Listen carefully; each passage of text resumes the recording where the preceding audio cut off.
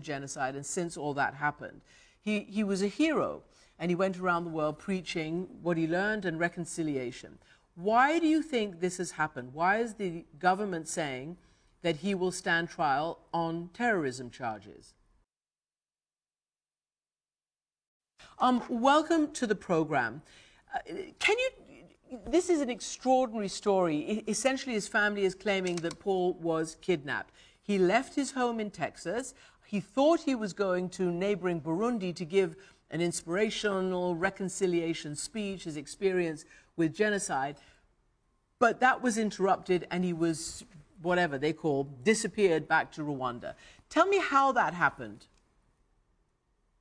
Yes, so, I mean, there have been conflicting accounts of what exactly happened to Paul, but the human rights organizations that I follow seem to indicate that Paul was forcibly extradited or kidnapped to Rwanda from Dubai. He was en route to Burundi in Dubai, and 6 hours after he arrived in Dubai, he was bundled into a plane, and by his own account, he woke up in Rwanda.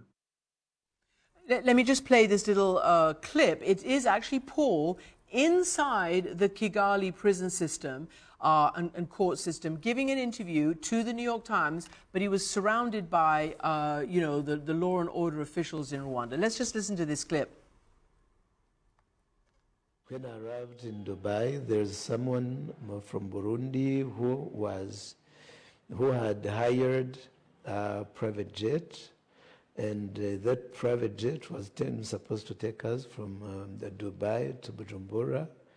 It took us from Dubai to Kigali. Well, I was taken somewhere, I do not know where. I was tied, legs, hands, faces. I could not see anything. I don't know where I was.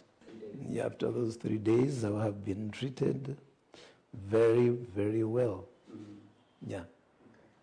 I'm not complaining of anything. So that's interesting. He gives a dramatic account of what happened, and then he says, I'm being treated very well, I'm not complaining about anything. We understand that he was, obviously there were government officials sitting in on that interview. What have you been able to learn? Any more about his treatment? I think one should look at this trial not expecting any justice from it, but rather seeing it as a show of force, Kagame's show of power by Kagame. And I would look back to the arrest and death of the singer Kizito Mihigo earlier this year. Kizito won the Havel Prize this year for creative dissent, and he was found dead in a Rwandan prison cell. But shortly after he sang about killings that Kagame had conducted, he was accused of terrorism. Evidence was produced that can't be challenged or verified in any open or transparent way. And he was produced, much like Rusesabagina was, in front of police officers, and he began to incriminate himself. And it became a farcical theater. And I would imagine that some similar theater would be forced upon Mr. Rusesabagina in Rwanda, simply so he stays alive. Okay, so let us just say, in fact, what the government is saying. They have charged him with some 13 counts of terrorism, and they are saying that it's because of the movements that he started, MRCD, which is a coalition of groups opposed to the government, but they say that a movement called FLN, or the National Liberation Forces, is a militia, and that he is, in charge of that. This is the government. Paul Rusesabagina was arrested in Kigali based on an arrest warrant issued in November 2018. He is, by his own admission, the political leader of the National Liberation Front militia, and in 2018 attacked villages along Rwanda's border with Burundi and killed at least 9 civilians. He will stand trial on charges that include funding an irregular armed group, murder, and recruitment of child soldiers. So we've read all of this out because we actually wanted a government official, and this is what we got from them instead. But, okay, here we have a person played by Don Cheadle in the Hollywood movie Hotel Rwanda, who, until now, there was never a chink in his story at all, and it's more than 25 years since the genocide and since all that happened. He was a hero, and he went around the world preaching what he learned and reconciliation. Why do you think this has happened? Why is the government saying that he will stand trial on terrorism charges? I think it's happening because Paul Rusesabagina is such a popular and respected figure for his courageous actions during the genocide, which makes him popular among Tutsis, among Hutus, a heroic figure in the international community, and therefore a political threat to Kagame that Kagame wants to neutralize. And I would emphasize that Rusesabagina and many other brave Rwandan opposition politicians, have tried to engage and challenge Kagame in a free and fair election in a democratic way. But Kagame has taken that possibility away. He's destroyed the democratic process. He won the last election in Rwanda with 99% of the vote. And so it's become very difficult for people like Rusesabagina who wish to build a Rwanda with a different vision, a Rwanda that they believe would be better, to challenge Kagame and to enact that vision. So you've written a lot about it. You wrote a book called, I think, Bad News. You've written a lot about the political climate in Rwanda.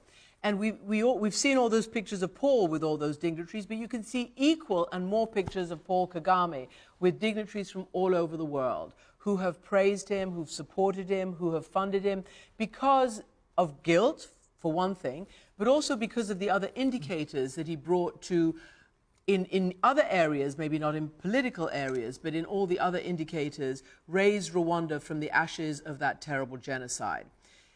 It is a real big dilemma for the international community.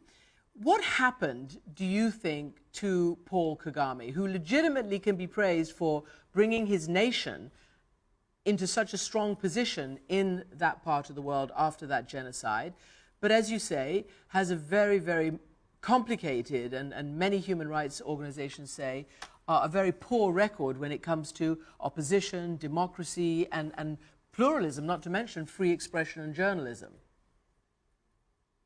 Right. I think the tragedy for Rwandans today is that they're living now in a dictatorship, and 26 years ago, they experienced a horrific genocide that was also perpetrated by a dictatorship. So Rwandans today again find themselves in a situation where future violence is more likely, and frankly, they don't deserve that. I think Kagame has received a lot of praise. I think what one should remember is that many dictatorships build schools and roads and hospitals. This is not particular to Rwanda. But what unites dictatorships is their destruction of democratic institutions that ensure stability. And many dictatorships are followed by chaos and violence. And that's the situation Rwandans face today, because Paul Kagame has concentrated power in himself. Clearly his family and all his friends in the human rights space and all his friends in the United States in the peace and reconciliation space are standing up and talking for him. Paul Rusesabagina I'm talking about. His family says he stood up to soldiers and genocidal maniacs in 1994. Today he stands up against a repressive regime, one which kills journalists, human rights advocates and political opponents. Here's a little clip of what his daughter said about his situation right now. Our father is a humanitarian. He's a human rights activist. He has done everything in his power to speak up for the voiceless, to speak up for the people who are not heard and who have been persecuted by this government. And he has felt the consequences of it. The Rwandan government has gone after him for speaking up. He did not plan on going to Rwanda, which is why we stand by the fact that he was kidnapped.